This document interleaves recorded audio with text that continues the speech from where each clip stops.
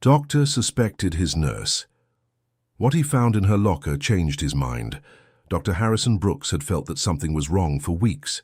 Medications were disappearing from inventory, patient records were turning up out of place, and he had the impression that someone was watching his every move at St. Jude's Medical Center in Chicago.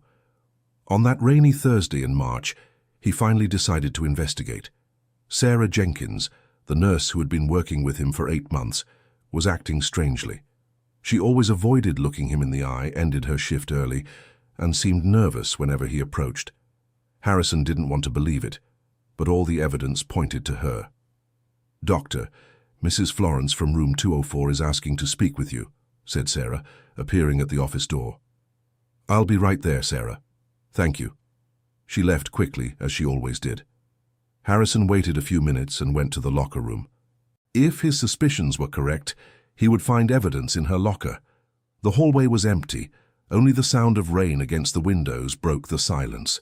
With his heart racing, Harrison opened Sarah's locker. He expected to find medication bottles, syringes, or anything that would confirm his suspicions. But what he saw left him completely speechless. At the back of the locker, taped to the wall, was an old photograph, a photograph of him. Younger, smiling next to a girl of about 10 who was lying in a hospital bed. He didn't remember that child. The photo looked about 20 years old and was slightly faded. "What are you doing here?" Sarah's voice sounded behind him like thunder. Harrison turned around slowly, still holding the photo with trembling hands. Her eyes were full of tears, but there was also a fury he had never seen before. "Sarah, I can explain. I thought you were stealing medications," she finished, her voice breaking. "Is that what you think of me?" "I'm sorry, Harrison looked at the photo again. "Who is this girl? Why do you have a photo of me with her?" Sarah closed her eyes and took a deep breath. When she opened them, the tears were already falling freely.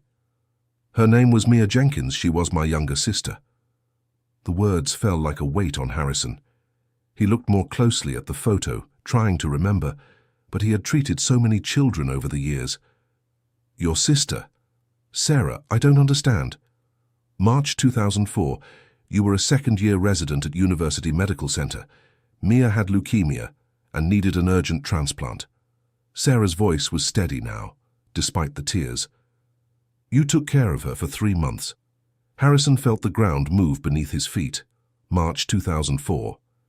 He vaguely remembered a girl with leukemia, but it had been a very difficult time for him. He was new to the profession, insecure, working 36-hour shifts in a row. "Sarah, I remember some cases from that time, but—" "She adored you," Sarah interrupted. "She always talked about Dr. Harrison, who told her funny stories, who made her laugh even when she was in pain." Harrison lowered his head. The memories were slowly starting to come back. A cheerful girl, even while being sick. Curly hair she had lost to chemotherapy, but she kept her smile. "What happened to her?" Sarah took a deep breath before answering. "The transplant was cancelled. The family couldn't afford the part that the health insurance plan didn't cover. Mia was discharged 2 days later, and she passed away at home, a week after that." The silence that followed was broken only by the sound of the rain. Harrison felt as if someone had punched him in the stomach. He remembered now. He remembered the frustration of not being able to do more, the pressure from administration to free up the bed, the feeling of powerlessness. "Sarah, I'm so sorry. I'm truly so sorry. You don't even really remember her, do you?" Sarah took the photo from his hands. "But I remember everything. I remember that you were the only doctor who treated her like a person, not like a chart number." Dear listener, if you're enjoying the story, take a moment to leave a like and, most importantly, subscribe to the channel. It really helps us who are just starting out. Now, continuing. Harrison didn't know what to say. The guilt he felt at that moment was greater than anything he'd ever experienced. He had become a doctor to save lives, not to watch them slip away because of financial issues. "Why did you come to work with me?" he asked, his voice barely a whisper. "Because I needed to understand," Sarah replied, putting the photo back in the cabinet. "I needed to understand if you were really a good person or if you had just pretended to be kind to her. And what did you find out? Sarah stared at him for a long moment. That you changed. That you became the doctor Mia Jenkins believed you were. Harrison didn't understand. What do you mean? For the last 8 months, I've been watching you. I've seen how you treat every patient, how you stay worried even after your shift, how you sometimes pay for medications out of your own pocket when the family can't afford them. Harrison felt vulnerable. He never imagined anyone was watching his actions so closely. Sarah, Dr. Harrison, Dr. Harrison. The voice of Daniel, the nurse, echoed down the hallway. You need to come quick. Mrs. Florence is not doing well. Harrison looked at Sarah, who was already wiping away her tears and recomposing her professional demeanor. Let's go, she said simply. They ran together to room 204. Mrs. Florence, a 72-year-old woman who had been admitted for pneumonia treatment, was having trouble breathing. When did it start? Harrison asked while examining the patient. About 15 minutes ago, Daniel replied. Her blood pressure spiked and she started getting short of breath. Harrison looked at Sarah, who was already setting up the oxygen. For a moment, their eyes met, and he saw in her the same dedication he felt for his patients. Let's do a chest X-ray, he said, and I want them to set up an electrocardiogram. As they worked together to stabilize Mrs. Florence, Harrison couldn't stop thinking about the conversation in the locker room. The patient's blood pressure slowly began to normalize, and her breathing became more regular. She's going to be fine, Sarah said softly, as if reading his thoughts. How do you know? Because you're not going to let anything happen to her. That's what you do, that's who you are. Harrison felt a lump in his throat. After Mrs. Florence was stable, he and Sarah left the room. Sarah, can we talk? She hesitated for a moment, but nodded. They went to an empty room at the end of the hallway. I need to tell you something, Harrison began. About Mia Jenkins, about that period of my life. You don't need to explain anything. Yes, I do. He sat down on one of the chairs. I was very young, very insecure. I had recently started my residency and was completely lost. I remember that when I found out Mia's transplant had been cancelled, I wanted to do something, but I didn't know what. Sarah sat down in the chair next to him. Go on. I talked to my supervisor. I tried to talk to the administration, but I was just a resident. No one would listen to me. Harrison ran his hands through his hair. When she was discharged, I felt like the worst doctor in the world. I swore to myself I would never let a situation like that happen again. Is that why you sometimes pay for patients' medications? Harrison looked at her surprised. How do you know about that? I told you. I've been watching you. Mrs. Rosa last month. Mr. Jose the week before last.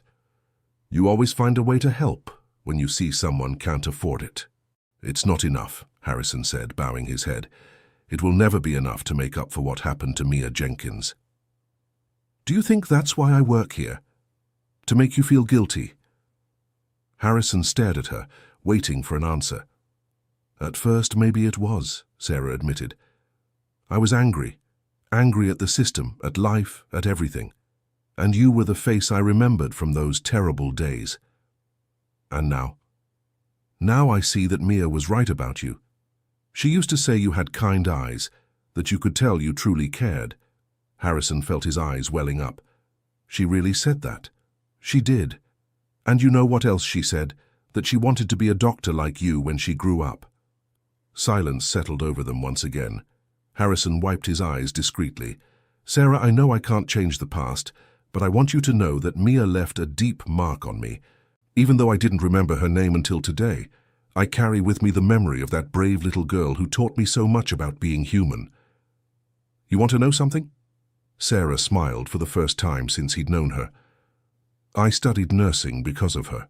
She always said nurses were angels in disguise, that they took care of people with special tenderness. She was right. They were interrupted by the arrival of Dr. Richard Sterling, the hospital's clinical director. Harrison, I need to speak with you urgently, he said, looking concerned. Of course, Dr. Richard. Sarah, can we continue our conversation later? She nodded and left the room. Harrison turned to the director. What happened? We have a problem. We received an anonymous complaint about irregularities in your department. Harrison felt his blood run cold. What kind of irregularities? Allegations that medications are going missing and that some patients are being given preferential treatment. The audit starts tomorrow. Harrison immediately thought of Sarah. Would she be capable of filing a complaint against him after everything they talked about? Dr. Richard, I can guarantee there are no irregularities. If some medications went missing, it must be an inventory error. I hope that's all it is, Harrison. You're one of our best doctors, but if there's any evidence of misconduct, you know I'll have to take action. I understand perfectly.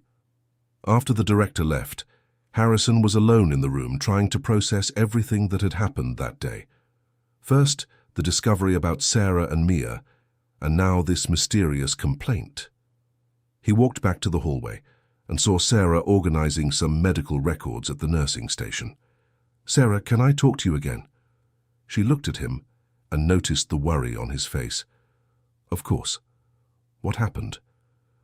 We received a complaint about irregularities in our department. Dr. Richard said the audit starts tomorrow. Sarah's face went pale. What kind of complaint? About medications going missing and preferential treatment of patients. Sarah lowered her eyes. Harrison, I need to tell you something. His heart raced. What? Over the past 2 months, I've noticed some strange things. Medications really were going missing, but not because of you. What do you mean? Someone here at the hospital is diverting medicines. I started investigating because I thought maybe you were involved, but I found out you weren't. Harrison breathed a sigh of relief. So who is it? I'm not sure yet, but I have some suspicions. The problem is, if I say anything now, without solid proof, I could be accusing an innocent person. Sarah, if you know something, you need to speak up. My career could be at risk. I know, and that's exactly why I'm going to help you find out the truth. Dear listener, if you're enjoying the story, go ahead and leave a like and, most importantly, subscribe to the channel. It really helps us who are just starting out. Now, continuing. That night after his shift, Harrison couldn't sleep. He kept thinking about everything he had discovered about Sarah, about Mia, and now about this mysterious complaint. He trusted Sarah, but a part of him still had doubts. The next morning, he arrived early at the hospital. The audit team was already there, checking inventory and analyzing documents. Harrison greeted the auditors and went about his normal rounds. Dr. Harrison, one of the auditors, called him. We need to speak with you. Of course. They went into a private room. Dr. Harrison, we found some significant discrepancies in the control of controlled medications, morphine, fentanyl, midazolam, substances that require strict control. I understand. May I see the records? The auditor showed him a spreadsheet with data from the last 3 months. Look here. During your shifts, there's always a difference between what was prescribed and what was administered. Small amounts, but enough to raise suspicion. Harrison analyzed the numbers carefully. It was true there were discrepancies, but he was certain he hadn't done anything wrong. Can I have access to the exact times of these discrepancies? Of course. As he studied the data, Harrison noticed a pattern. The discrepancies always happened between 2 p.m. and 6 p.m. during the shift change, and always when Sarah was working. His heart tightened. Could she be lying to him? Could that whole story about Mia be a sham to divert attention? Dr. Harrison, do you have anything to say? Not right now. I'd like to review my own records before making any comment. We understand, but while the investigation is ongoing, you'll be removed from activities involving controlled medications. Harrison felt as if he had been punched in the stomach. 20 years of career, and now he was being treated like a possible drug dealer. He left the room and went to find Sarah. He found her in the locker room looking nervous. Sarah, I need to talk to you. Harrison, I know what you're thinking. Do you?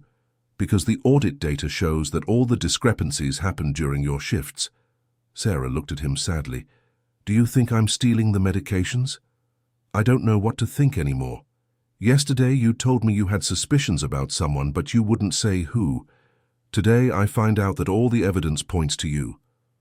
Harrison, I swear on my sister's memory that it's not me. The mention of Mia made him hesitate. Then prove it to me. Tell me who you suspect." Sarah took a deep breath. "Dr. Thomas Miller, from the afternoon shift." Harrison looked at her in surprise. Dr. Thomas was a respected physician with 15 years of experience at the hospital. "Thomas? Why?" "For the past 2 months, I've noticed he always shows up in our unit during shift changes. He always has an excuse. He came to pick up a chart, check a test, talk to a patient, but it's always during the time the medications go missing." "That's not proof of anything, Sarah. Doctors visit other units all the time." "I know, but there's more. Last week I saw him leaving the medication storage room outside his scheduled hours. When he saw me, he said he was looking for you." Harrison thought about it. It was strange indeed, but it still wasn't enough proof. "Sarah, even if your suspicions are right, that doesn't explain why all the discrepancies happen during your shifts." "They happen during your shifts too," she corrected. "Check the spreadsheet again. The times coincide with when we're both working." Harrison realized she was right. He had focused only on her shifts, but the discrepancies also happened when he was present. "Do you think he's using our names to access the medications?" "It's possible. With system access, he could log withdrawals under the names of other doctors and nurses." Harrison felt a mix of relief and concern. If Sarah was right, they were just scapegoats. But how could they prove it? "What do you suggest?" "That we keep an eye on him, discreetly." "Sarah, that's dangerous. If we're wrong, we could destroy an innocent man's career. And if we're right and do nothing, your career will be destroyed unfairly." Harrison knew she was right. There weren't many options. "All right, but we have to be very careful." That afternoon, they began their discreet surveillance. Dr. Thomas showed up on the unit at 3:30 p.m., just as Sarah had predicted. "Hey, Harrison, I came to check on Mrs. Florence. I heard she had an episode yesterday. She's doing fine now, thanks for asking." Thomas talked with a few patients and then headed to the medication storage room. Harrison and Sarah exchanged glances. "I'll follow him," Harrison whispered. "No, it's too risky. If he sees you, he'll get suspicious." "Then what do? We wait. If he's really stealing medications, he'll have to walk out with something." 15 minutes later, Dr. Thomas came out of the storage room and casually said his goodbyes. Nothing seemed out of the ordinary. "Let's check the inventory," Sarah suggested. They went into the storage room and did a quick count. Everything seemed to be in place. "Maybe I'm wrong," Sarah said, discouraged. "Or maybe he's smarter than we think." Over the next few days, they kept watching but didn't find anything concrete. The audit was almost over, and Harrison was beginning to accept that maybe he really was guilty of negligence in medication control. That's when Sarah had an idea. "Harrison, have you checked the security camera footage?" "What cameras?" "The hallway. There's a camera that shows the entrance to the medication storage room." Harrison hadn't thought of that. They went to talk to the head of security. "Mr. Arthur, would it be possible to see the recordings from the third-floor hallway from the last 2 months?" "Of course, Dr. Harrison. But may I ask why?" "We're trying to clear up some discrepancies in medication control." Mr. Arthur led them to the security room and started pulling up the footage. They saw several doctors and nurses going in and out of the storage room during regular shifts. "Can you fast forward to the shift changes?" Sarah asked, and that's when they saw it. Dr. Thomas entering the storage room at 3:45 p.m. on a Tuesday, when he was officially supposed to be in another unit. He stayed in there for only 3 minutes. "Mr. Arthur, can you rewind that footage and zoom in on Dr. Thomas?" In the zoomed-in image, they could clearly see that Thomas was carrying a small bag when he went into the storage room, and the same bag looked fuller when he came out. "We want to see more recordings from the last 2 months, Harrison asked. Over the next 2 hours, they found several similar pieces of evidence. Dr. Thomas entering the storage room outside of his scheduled hours, always carrying his bag, always during Harrison and Sarah's shifts. "Now we need more evidence," Harrison said. "The recordings are a good start, but we need to catch him in the act." "How?" "By setting a trap." Dear listener, if you're enjoying the story, go ahead and hit that like button, and most importantly, subscribe to the channel. It really helps us out since we're just getting started. Now, continuing on, Harrison went to Dr. Richard and told him about his findings. The director was shocked, but agreed to help set up an operation to catch Dr. Thomas. "We'll schedule a fake meeting in your unit for tomorrow at 3 p.m., Dr. Richard explained. "We'll spread the word that you and Sarah will be busy for at least an hour. If Thomas really is stealing medications, this will be the perfect opportunity for him." The next day, everything was ready. Extra cameras were discreetly installed, and Dr. Richard was hidden in a room near the supply closet. At 3:30 p.m., as expected, Dr. Thomas appeared in the unit. "Hey everyone, where are Harrison and Sarah?" "They're in an important meeting," answered Daniel, the nurse, who was in on the plan. Thomas waited a few minutes and then headed to the supply closet. Dr. Richard and Harrison, who was hiding in an adjacent room, watched everything. Thomas entered the supply closet with his bag and began grabbing small vials of morphine and other controlled substances. He was very quick and efficient, clearly experienced at what he was doing. When he left the supply closet, Dr. Richard was waiting. "Thomas, may I take a look at your bag?" Dr. Thomas's face went pale instantly. "Richard, what are you doing here? Answer my question. May I see your bag?" Thomas tried to leave, but Harrison appeared, blocking the exit. "Thomas, you'd better cooperate," Harrison said calmly. With trembling hands, Thomas opened his bag. Inside were 6 vials of morphine, 3 of fentanyl, and 2 of midazolam. "I can explain," he said, desperate. "I hope you can," Dr. Richard replied. "In my office. Now." An hour later, the whole truth had come out. Dr. Thomas confessed that he had developed an addiction to painkillers after a car accident 2 years earlier. He started using prescribed medications, but when the prescription ran out, he started taking them from the hospital. "I know there's no excuse," he said, tears in his eyes. "I tried to stop several times, but I couldn't. And when I realized they were investigating, I panicked and made it look like Harrison and Sarah were the guilty ones." "How so?" Dr. Richard asked. "I have access to the administrative system. I logged the withdrawals using their codes during the shifts they were working. I thought that if there were more suspects, it would be harder to figure out the truth." Harrison felt a mix of anger and pity. Anger at having been used as a scapegoat, pity at seeing a colleague destroying his own life. "Thomas, you need help," he said. "Addiction is a disease, not a character flaw." "Harrison's right," Dr. Richard agreed. "We're going to refer you to a rehabilitation program, but you understand you can no longer work here." Thomas nodded sadly. "I understand, and I apologize to both of you, especially to you, Harrison. You were always a good colleague, and I almost destroyed your career." After Thomas left the room, Dr. Richard turned to Harrison and Sarah. "I'm sorry you both had to go through this. Harrison, you're completely cleared. I'll make sure that's recorded in your file." "Thank you, Dr. Richard. And Sarah, I must say your help was instrumental in uncovering the truth. If you hadn't noticed the strange patterns, this could have gone on for much longer." Sarah smiled timidly. "I just did what was right."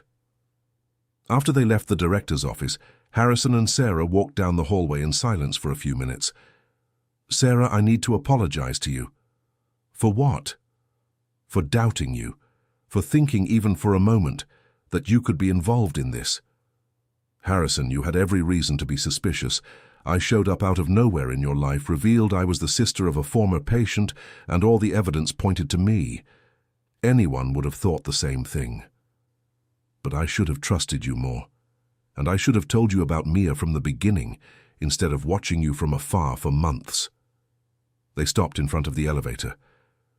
"Why didn't you tell me?" Harrison asked. "Because I was afraid." "Of what?" "That you wouldn't remember her. That she hadn't been as important to you as she was to us." Harrison thought about Sarah's words. "You know, after everything that's happened, I remember Mia very clearly now. I remember her smile, the way she faced her illness with courage. I remember how she made me want to be a better doctor. She would be proud of the doctor you've become. And she would be proud of the nurse you've become." They fell silent again, but this time it was a comfortable silence. "Harrison, can I ask you a question?" "Of course." "What did you do in the years after Mia passed away? How did you change so much?" Harrison took a deep breath. "It was a long process. After that case, I started questioning everything in medicine. Why do some patients get better treatment than others? Why does money have to determine who lives and who—" He stopped, realizing he was about to say a word he avoided using. "Go on," Sarah encouraged. "I started studying more, specializing not just in the technical side but also in the human side of medicine.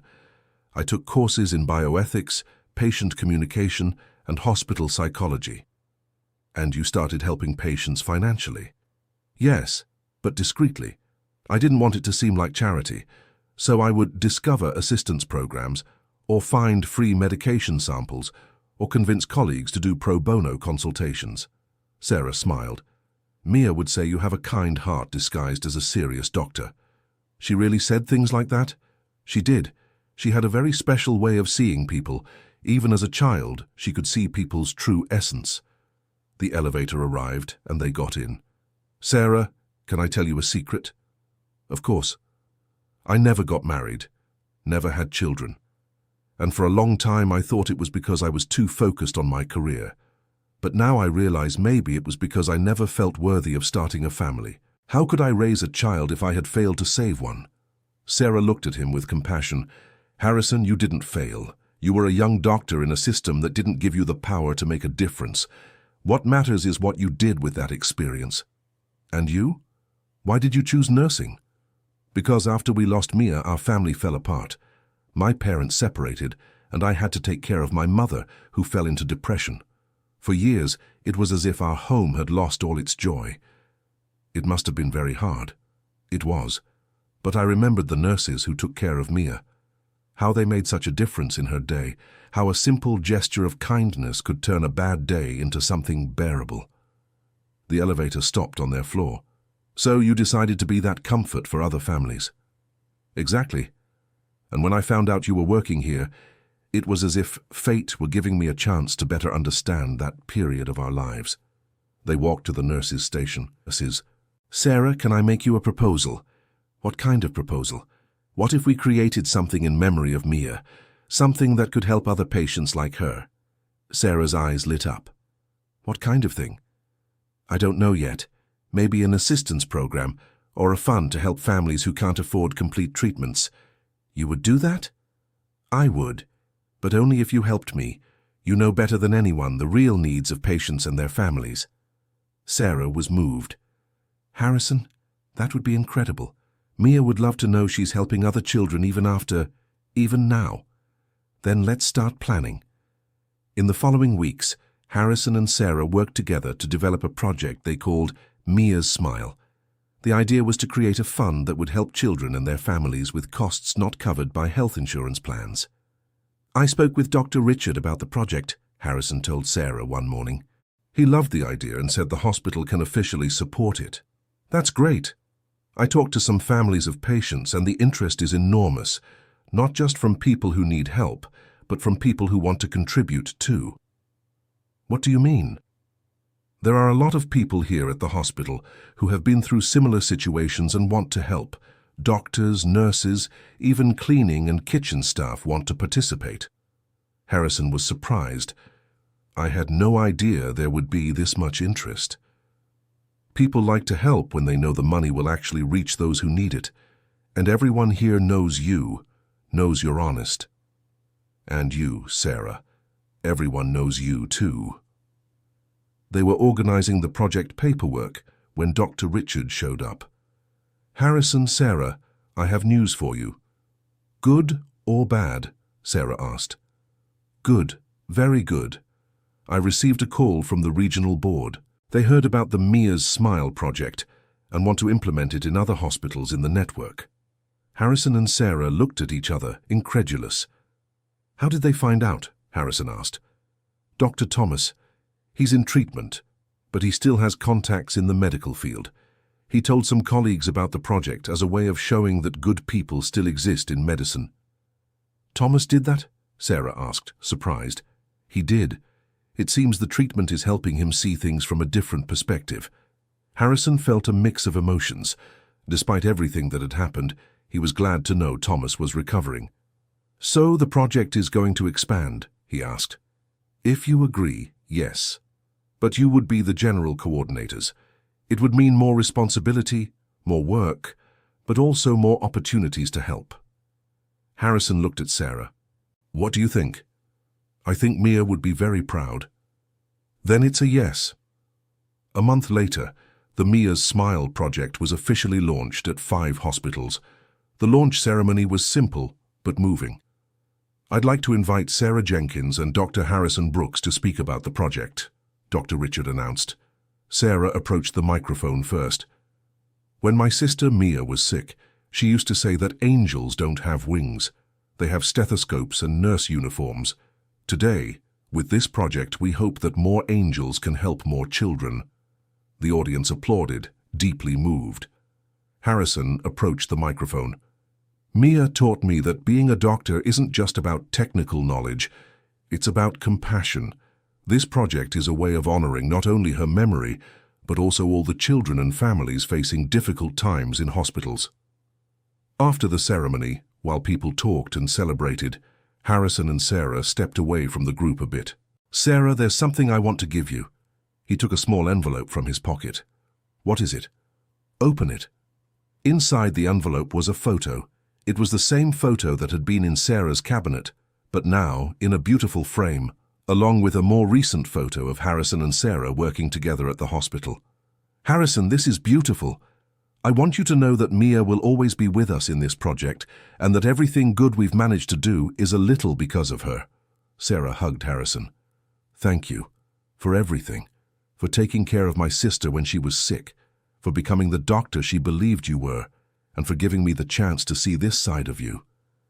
And thank you for reminding me of what truly matters in medicine."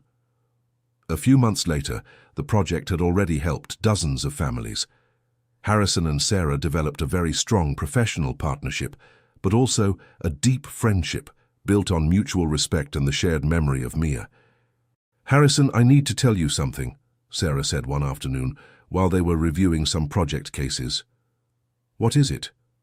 "My mother wants to meet you." Harrison was surprised. "Your mother?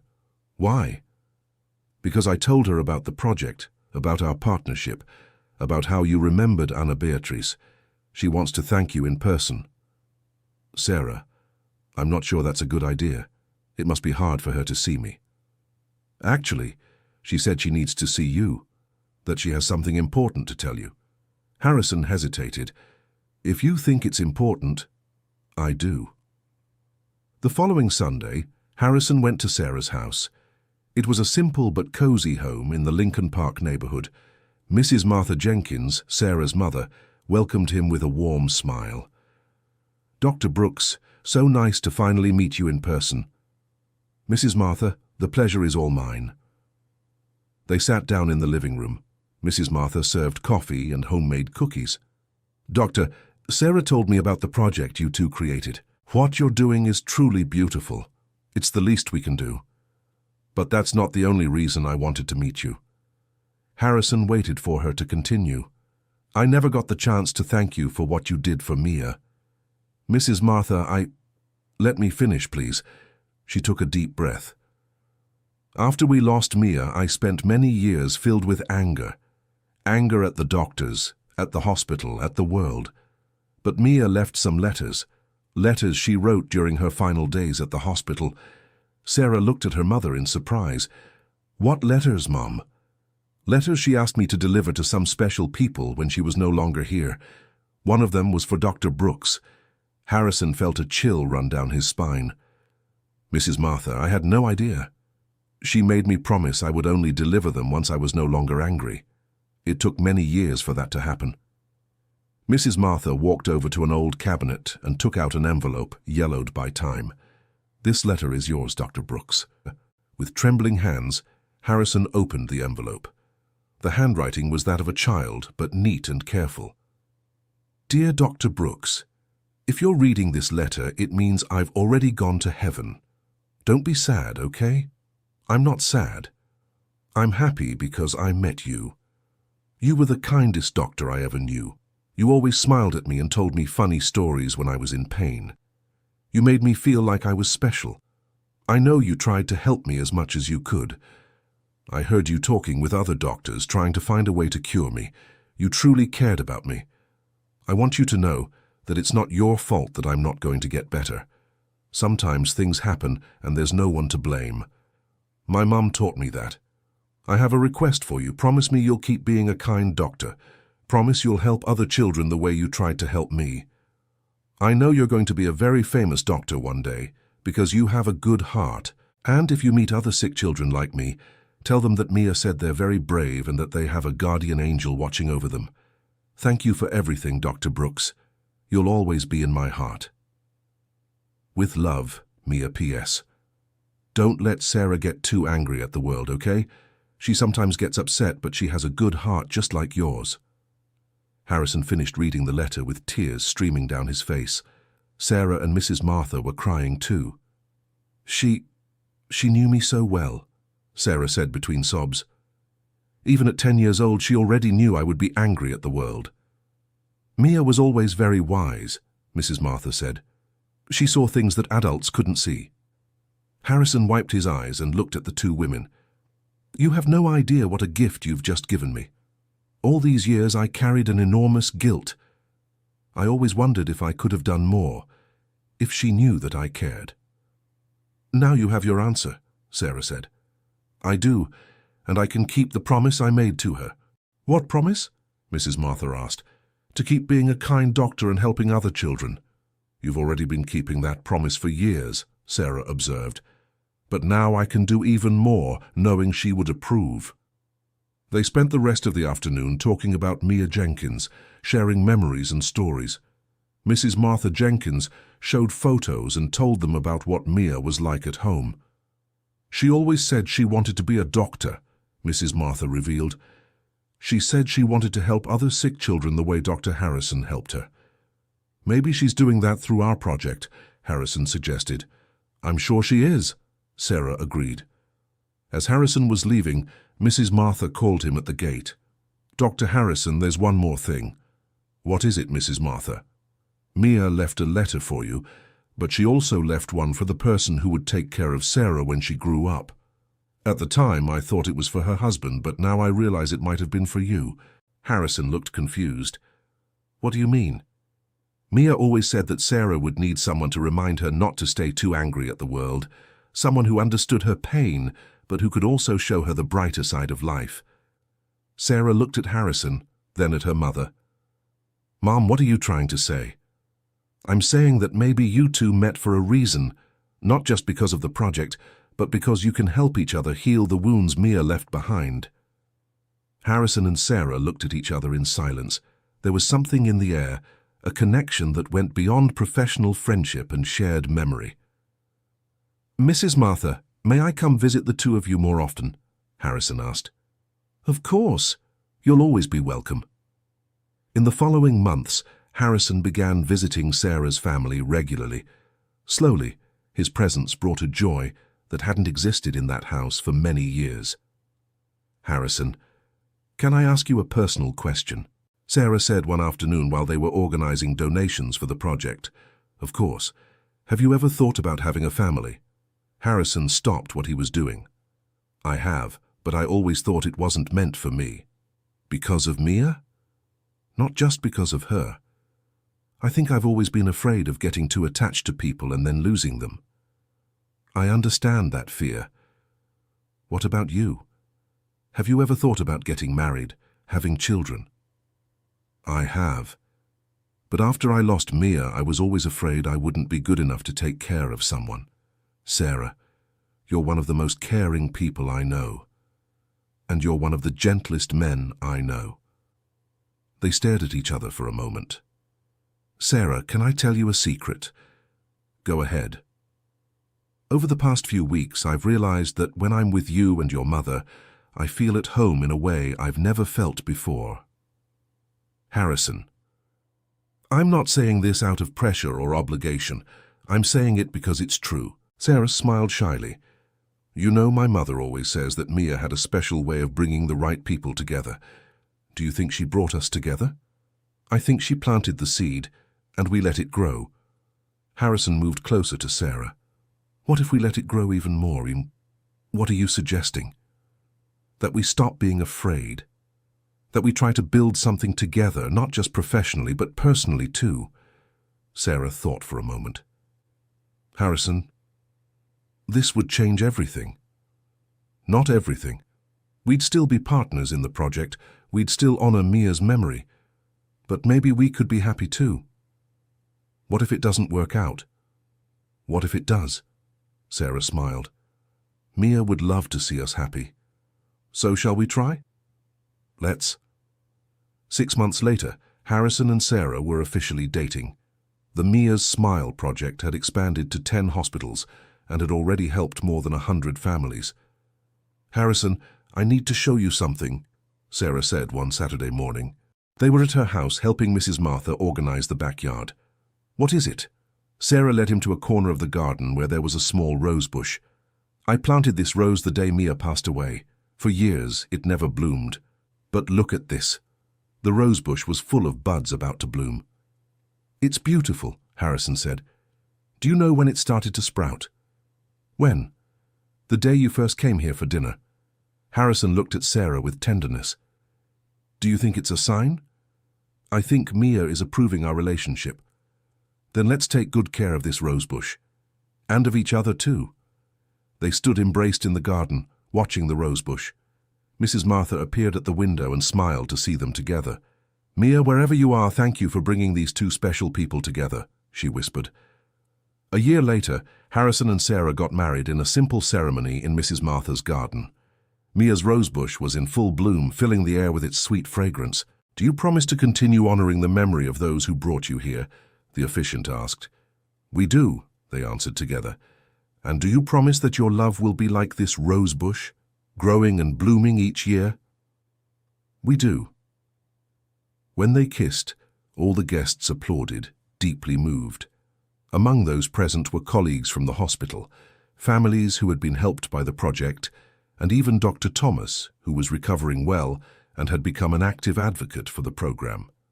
Dr. Harrison, Sarah, Dr. Richard approached during the reception. I have a surprise for you. What surprise? Sarah asked. The board approved the creation of a permanent institute in the name of the Mia's Smile project. You two will be the directors. Harrison and Sarah looked at each other in disbelief. An institute? Harrison asked. That's right, with its own headquarters, a dedicated team, and resources to expand the work across the entire state. Doctor, Richard, that's incredible, Sarah exclaimed. You deserve it. The work you've done is inspiring. 2 years later, the Mia Jenkins Institute was running at full capacity. Harrison and Sarah had moved to a house near the headquarters, and Mrs. Martha had become an active volunteer in the program. Harrison, I have news for you, Sarah said one morning while they were having coffee. What news?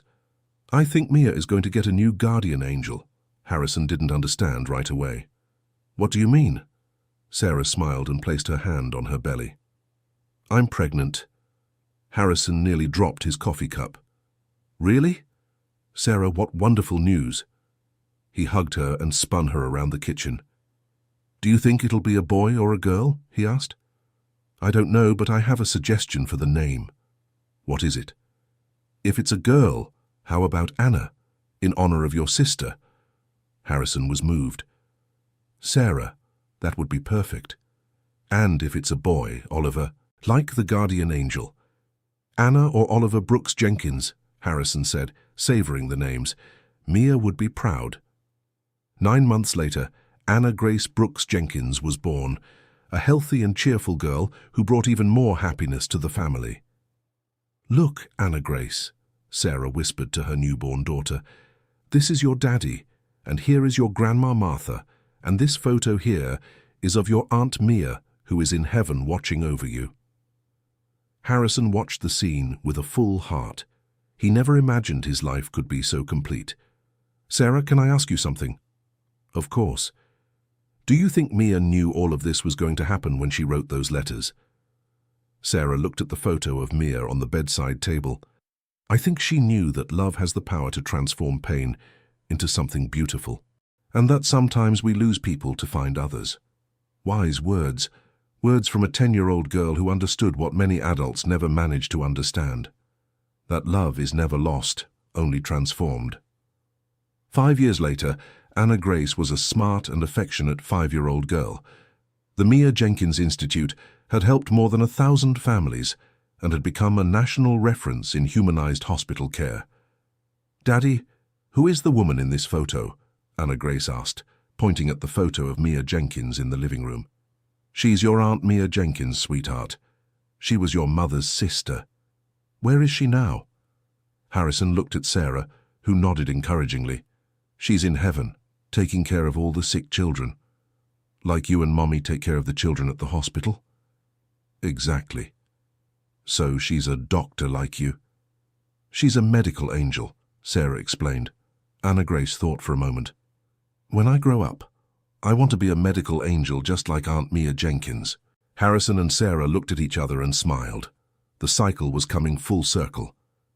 "I'm sure you'll be a wonderful doctor," Harrison said, kissing his daughter's forehead. "And your Aunt Mia Jenkins will always be watching over you," Sarah added. That night, after Anna Grace had gone to bed, Harrison and Sarah sat in the garden, watching Mia Jenkins's rose bush, which continued to bloom year after year. "Harrison, do you regret anything?" "What?" "About everything that happened. If you could go back in time and change something, would you?" Harrison thought carefully before answering. "You know, for a long time I thought I would change everything. That I would save Mia Jenkins. That I would spare you the pain you went through. But now I realize that if I changed anything, maybe we would never have found each other again. Maybe the Institute would never have existed. Maybe Anna Grace would never have been born. So you wouldn't change anything?" "Change. I would take away Mia Jenkins's illness, of course, but I would keep everything that came afterward, because I believe she wanted something beautiful to come from her story. And it did. The Institute, our marriage, our daughter, all the families we've helped. And above all, the fact that Mia Jenkins was never forgotten. She keeps saving lives through our work." Sarah nestled into Harrison's arm. "Sometimes I feel like she's here with us. Me too. Especially when Anna Grace does something that reminds me of her. The way she smiles, the way she's so caring with others. Mia Jenkins lives in all of us. And she will live forever." They sat in silence, watching the stars. Suddenly, a shooting star crossed the sky. "Make a wish," Sarah said.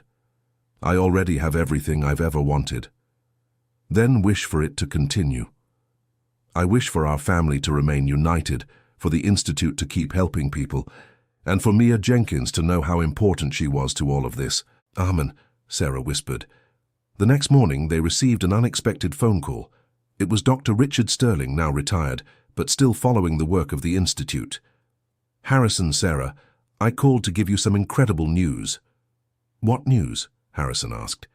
"The Institute has been nominated for the National Award for Excellence in Humanized Healthcare."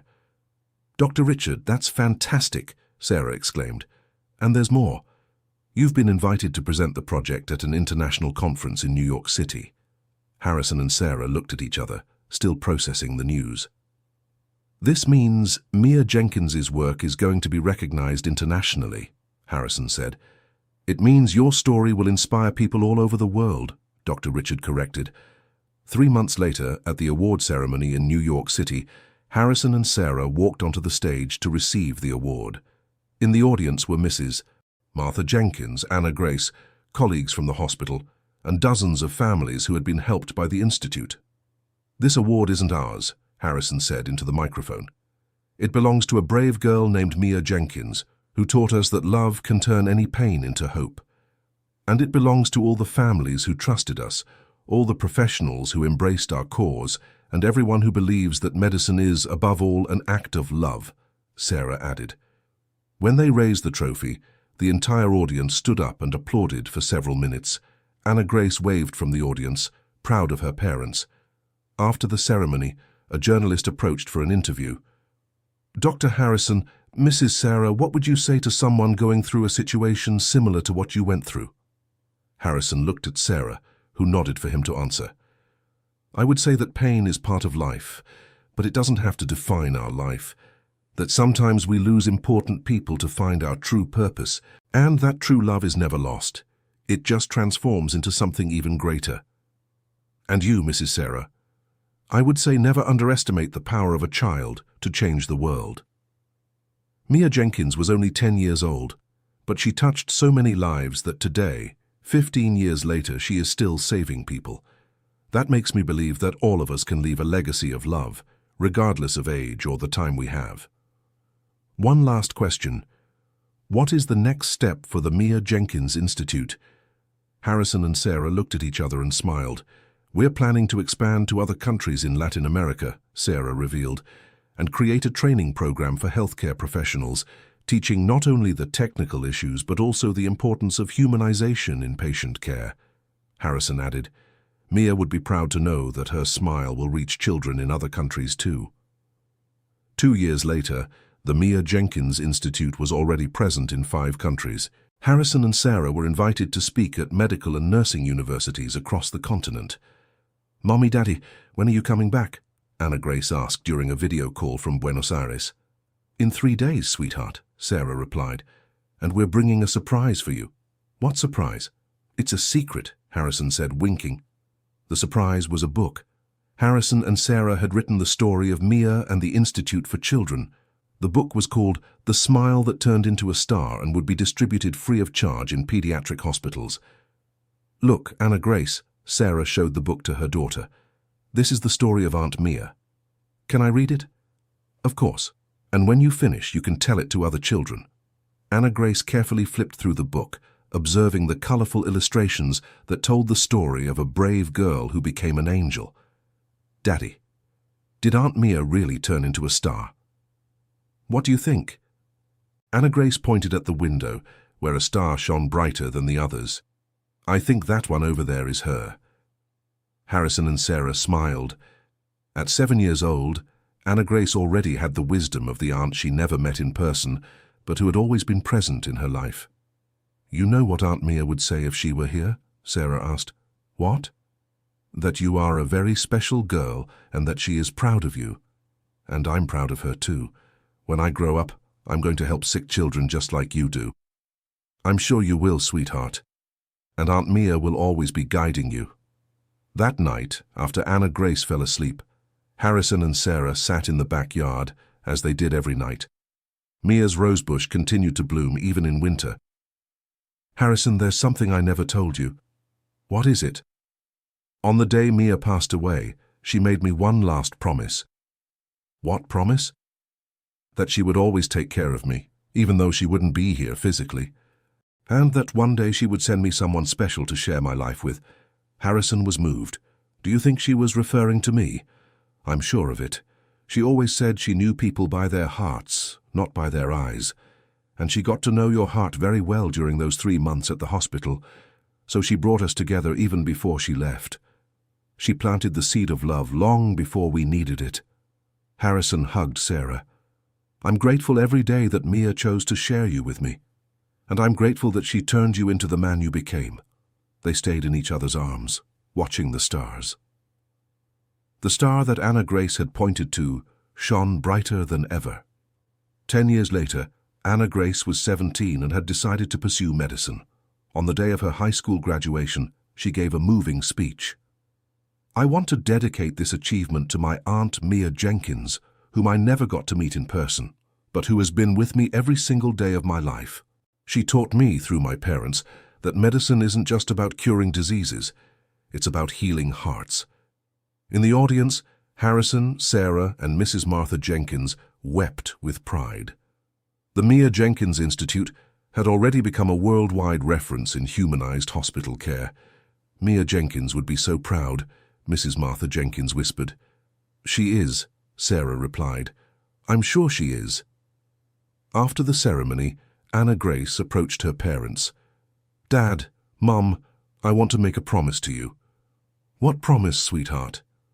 "I promise I'll honor Aunt Mia's legacy. That I'll be a doctor who treats people with love, not just with medicine." Harrison hugged his daughter.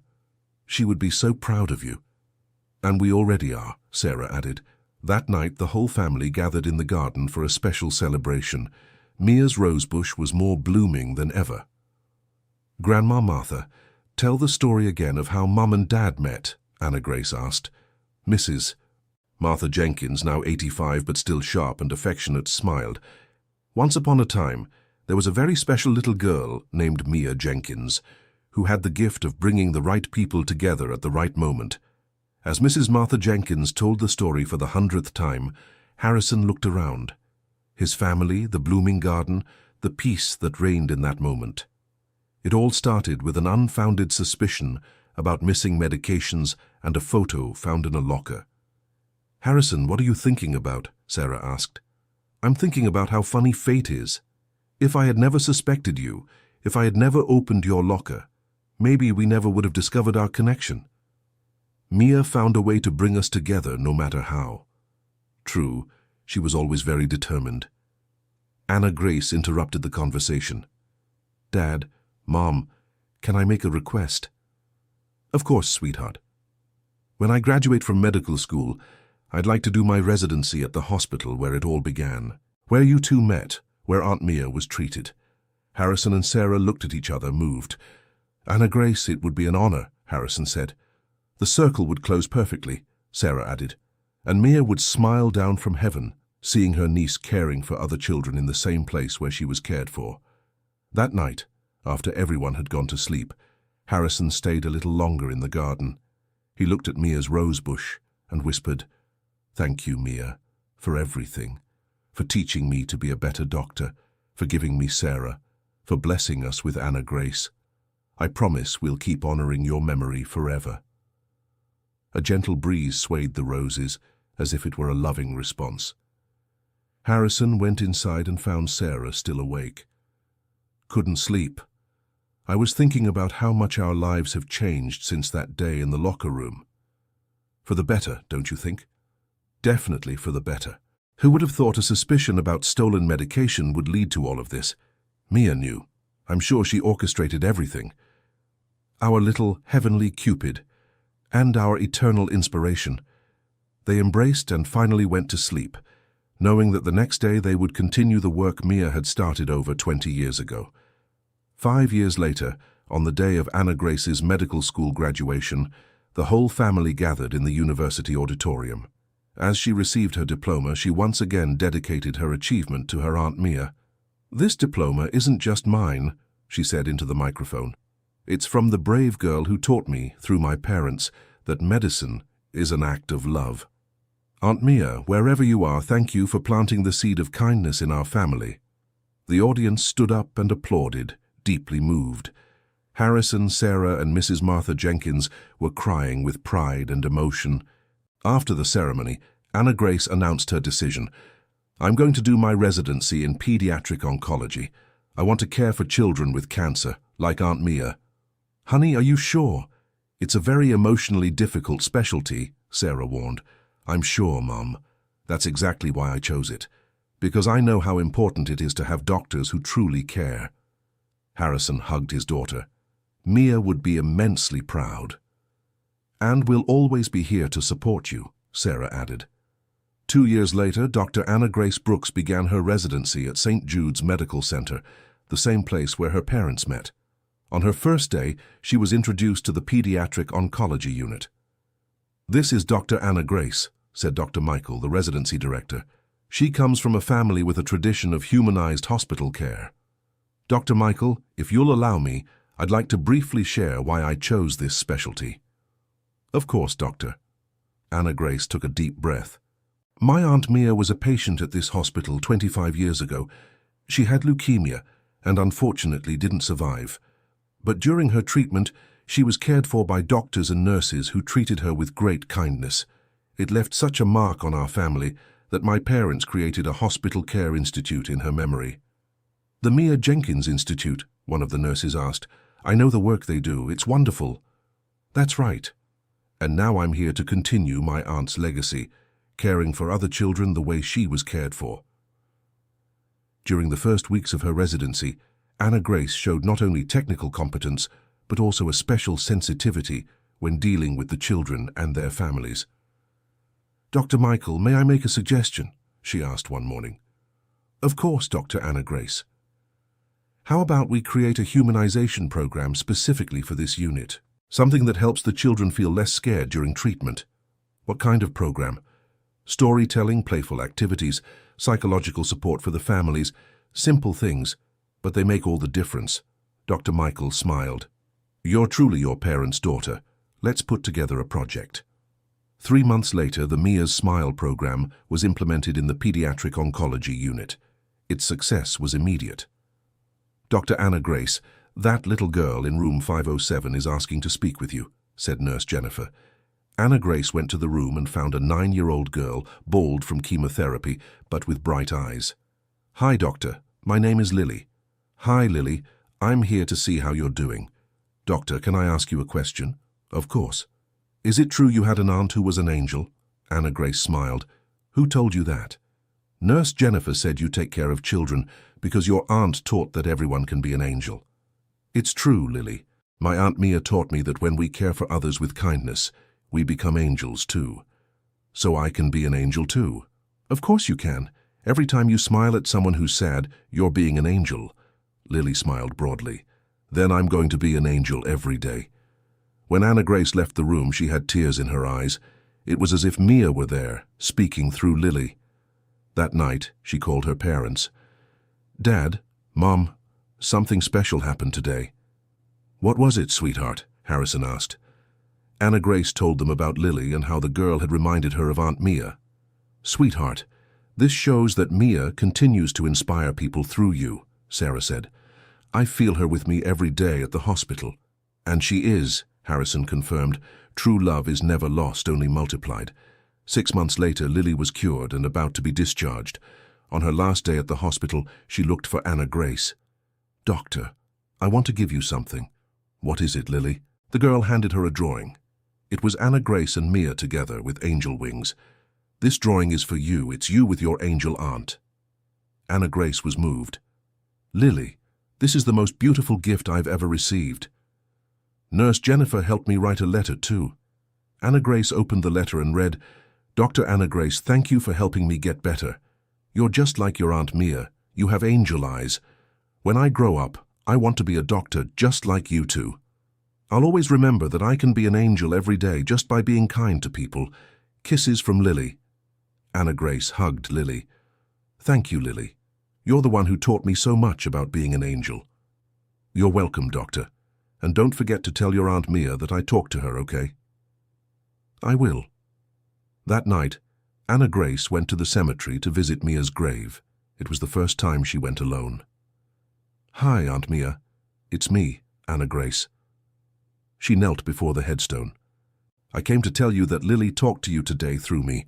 She said you have angel eyes. Aunt, I want you to know that I'm trying to be the doctor you would have wanted me to be, taking care of children with love, just like you taught Mom and Dad. And you know what else? Lily wants to be a doctor when she grows up, just like us. That means your legacy will live on forever. A butterfly landed on the headstone as if it were a sign. Thank you for bringing my parents together, for teaching us about love and for continuing to take care of all the children through our work. I love you, Aunt. When Anna Grace got home, she found her parents waiting in the garden. How was the visit? Sarah asked. It was perfect. I felt like she was really listening. I'm sure she was, Harrison said. Dad, Mom, I want to make a proposal. What proposal? How about we expand the Mia Jenkins Institute to include specific programs for pediatric hospitals? Harrison and Sarah looked at each other, surprised. Anna Grace, that would be incredible, Sarah said. But it would be a lot of work, Harrison warned. I know, but I'm sure Mia would approve. And with you two guiding me, I can help many children like Lily. Then let's do it, Harrison decided. Together, as always. In Mia's name, Sarah added. And for all the Lilies still to come, Anna Grace completed. 3 years later, the Mia Jenkins Humanized Pediatrics program was running in 20 hospitals across the country. Anna Grace had graduated as one of the best residents in her class and decided to specialize further in pediatric psycho-oncology. Dr. Anna Grace, there's a special family I'd like you to meet, Dr. Michael said one morning. What family? A 10-year-old girl who was just diagnosed with leukemia. The family is very scared and I thought you'd be the ideal person to talk to them. Anna Grace went to the room and found a girl who immediately reminded her of Mia. Not by her appearance, but by her determined and courageous look. Hi, I'm Dr. Anna Grace. What's your name? Ruby.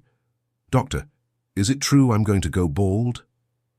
It's possible because of the treatment, but your hair grows back afterward. My mum is very sad because of that. Anna Grace looked at the girl's mother, who was trying to hide her tears. Ruby, can I tell you a secret? Sure. I had an aunt who went through the same treatment as you, and you know what she used to say about going bald? What? That it made her look more like the angels in heaven. Ruby smiled. Did your aunt get better? Anna Grace hesitated for a moment. My aunt became an angel to take care of other children like you. That's why I'm here, to take care of you for her. So you're like an angel's daughter? That's right. And you can be one too. How? By being brave, smiling even when it's hard, and believing that everything is going to be okay. Ruby nodded with determination. Then I'm going to be the bravest child in the hospital. In the following months, Ruby became an inspiration to all the other children on the ward.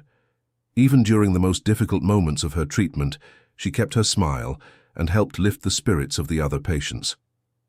Dr. Anna Grace, can I ask you a favor? She asked one day. Of course, Ruby.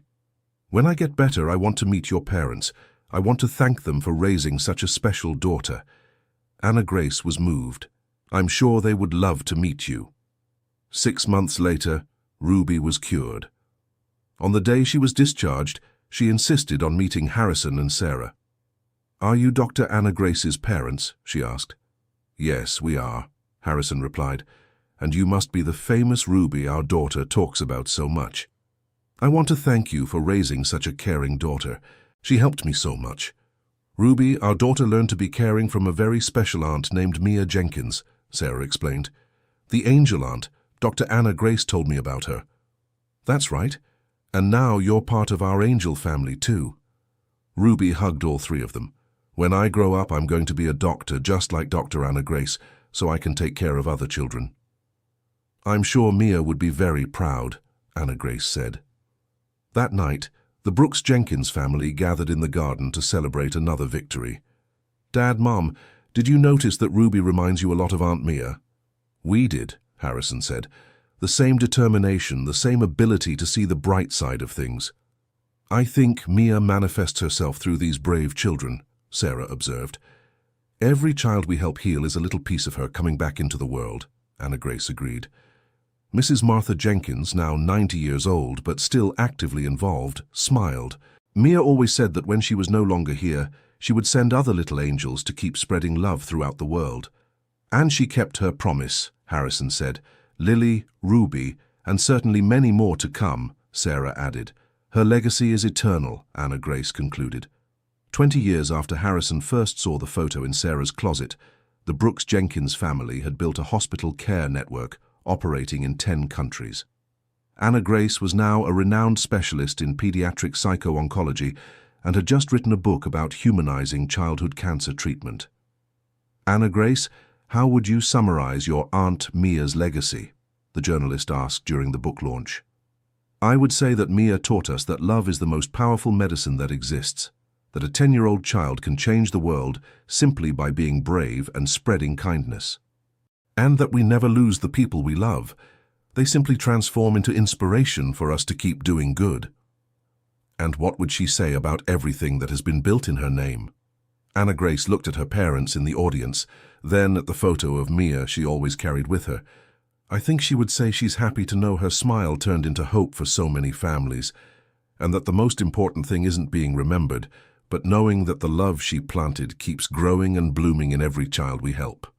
That night, back in the garden of the house in Chicago, 4 generations gathered. Mrs. Martha Jenkins, Harrison, Sarah, Anna Grace, and her newborn daughter, Mia Jenkins Brooks, little Mimi. Look, Mimi, Anna Grace whispered to the baby. This is your great-grandmother Mia's rose bush. One day I'll tell you her whole story. I think Mia is smiling down from heaven seeing the family grow. Mrs. Martha Jenkins said. I'm sure she is, Harrison agreed. And that she's planning what miracles this little Mimi will accomplish in the world. The cycle renews itself, but love remains, Sarah observed. Forever, Anna Grace whispered, kissing her daughter's forehead. Mia's rosebush swayed gently in the night breeze, as if agreeing with every word spoken, and in the stars of the sky, one shone brighter than all the others, eternally watching over the family that learned that true love is never lost, only transformed into something even more beautiful. The end of the story. And now, dear listener, tell me what you thought of this story of love, forgiveness, and second chances. Where are you watching us from? Do you believe that Mia really brought Harrison and Sarah together through fate? Leave your honest opinion in the comments about this family that turned pain into hope. Thank you so much for your company. Don't forget to leave your like and, most importantly, subscribe to the channel so you don't miss other moving stories.